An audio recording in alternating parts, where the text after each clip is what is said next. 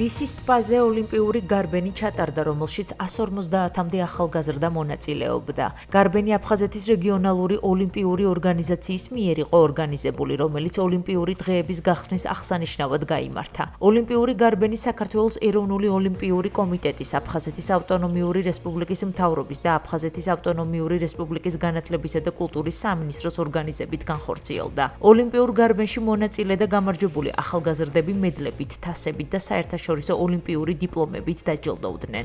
დღევანდელი ჩვენი ღონისძიება მონაწილეობას ღებულობენ აფხაზეთის ფედერაციები, სპორტული კლუბები, აფხაზეთიდან დევნილი სპორტსმენები. მოგეხსენება ჩვენი ღონისძიება უძღვნით რო ეტყვიან ჩვენ ოლიმპიურ ნაკრებს, საქართველოს ნაკრებს, რომელიც ერთი თვის შემდეგ აგვისტოს თვეში მონაწილეობას მიიღებენ საფრანგეთში ოლიმპიურ თამაშებში. აქ არიან შეკრებილები აფხაზეთიდან სხვადასხვა კლუბის წარმომადგენელი სპორტსმენები. მათთან ერთად ჩვენ ნაკრები პირველად ვიღებთ ამ გარბენში მონაწილეობას. იმედი გვაქვს, რომ გავიმარჯვებთ და დიდი მადლობა ამისთვის ორგანიზატორებს.